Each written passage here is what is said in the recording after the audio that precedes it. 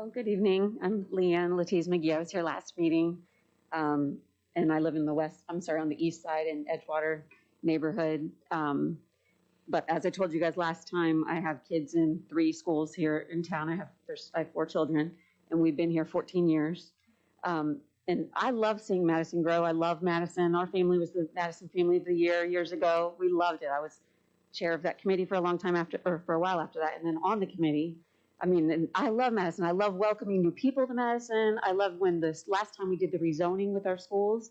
I happened to be on the PTA board at Discovery Middle, and I was really happy to meet some of their families that did not want to get rezoned to Discovery, but to say, look, we'll welcome you with open arms. And of course, no one wants to be rezoned. We've been rezoned also, but you end up loving where you are.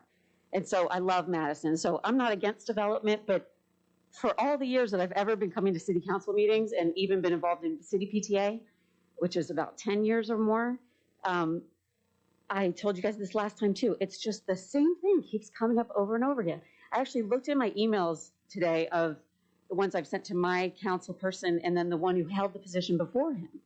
And it's like I could literally write those same words today with the same thing, saying, please make a smart plan that allows us to keep our schools as great as they are, that gives us the money for new schools, that gives us the money for teachers, for supplies, all the buses, SROs, but make it in a way so that will still be great, and then also these homes can be here.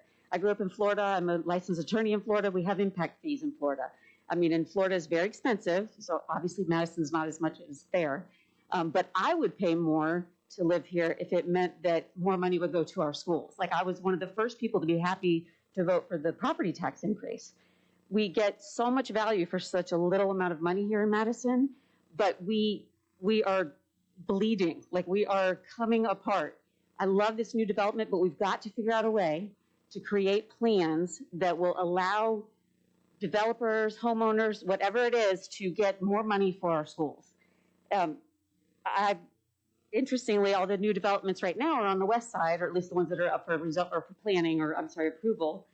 And I'm on the east side, so you think that it doesn't really affect us. But right now, I'm pretty sure those still zoned that they will come to Bob Jones.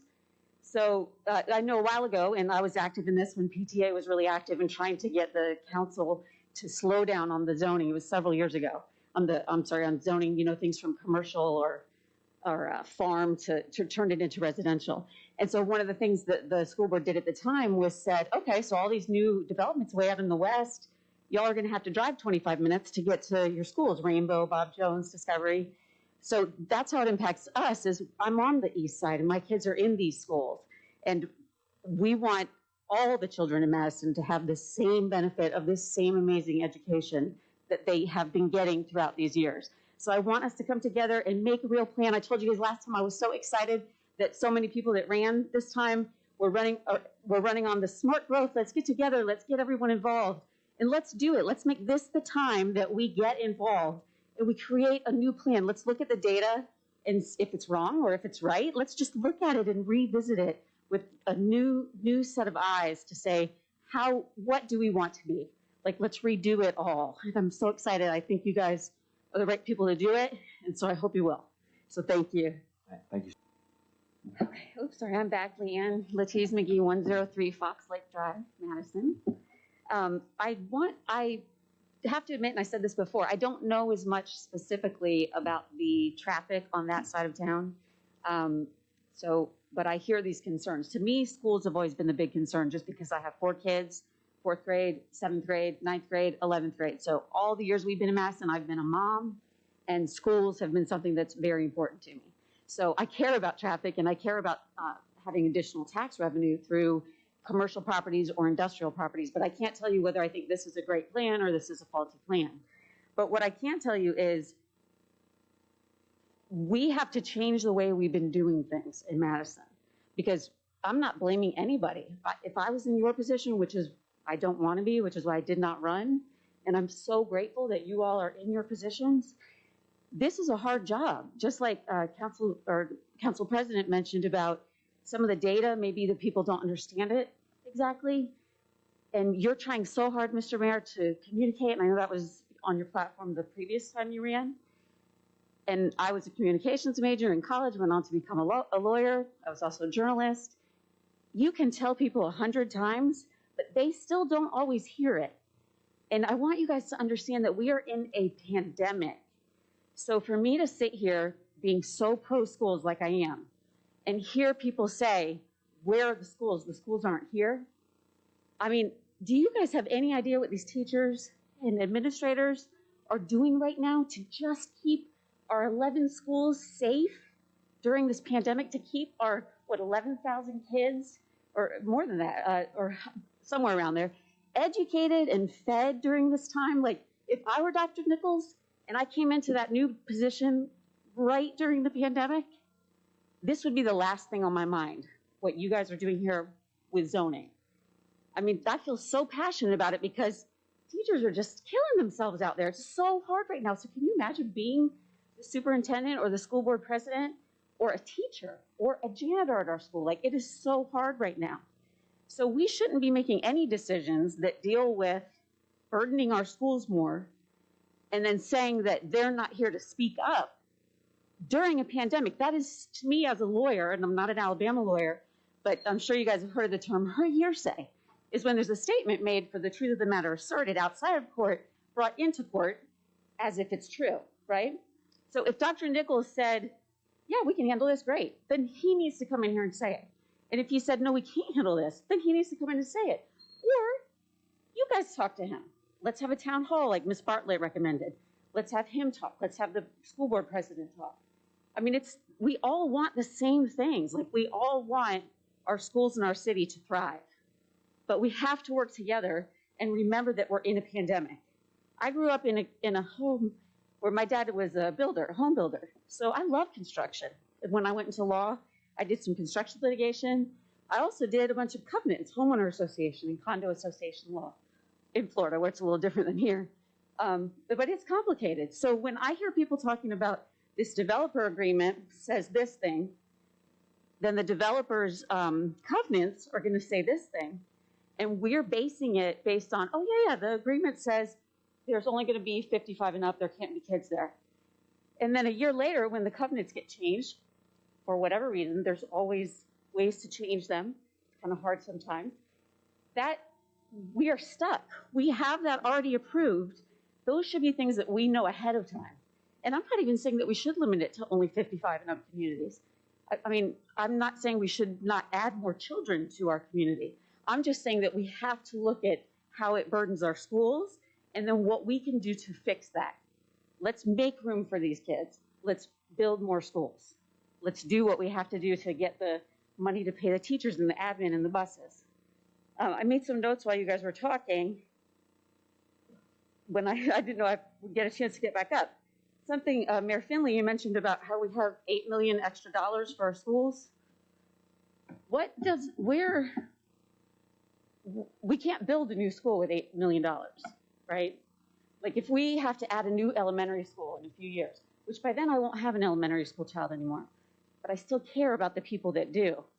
So that's not enough to build a new school. I know that every year in PTA, we raise, just at our elementary school, we raise between $30,000 and $40,000 to pay for playground equipment. Or, so I think Mr. Sheehy mentioned something that he paid for. If there's $8 million extra there. But when you say, and when revenues were defined specifically for school purposes, whether it's property tax or sales tax, and you take what they owe per year versus the extra money that's coming in on top of, an example would be when we obtained the qualified school construction bond money in 2010, we were given a $36 million interest-free loan. We only have to pay back $30 million. I remember. I know, let me keep going. To pay it back, we had to raise sales tax half a cent. The sales tax at that time was going to generate somewhere between $2.4 and $2.5 million a year, a half cent sales tax. That now generates more like $3.3 million. So that extra $700,000 to $800,000 delta is one piece of property taxes that all come to $8 million more than they have to pay for their debt. They're using that for capital purposes right now. Okay, they can define and they can prioritize just like the city has to prioritize for what it does. So that's where no, they can't build an elementary school for $8 million, but they can add on to an elementary school for $14 million and pay for it over a 4-year period as part of their capital expense. Now, is it optimal? No. But I do think, and one of the things, and I'll let you finish and then and go back to one of the points that Mike had made earlier at one of the meetings, but I'll let you finish. But that's where that comes from. And I understand. Thank you for explaining that, because hopefully people that didn't understand that are hearing that. I think that the city works very hard to help our schools. The state, I think we're doing a good job, but we can't just say there's $8 million extra dollars there. There's not.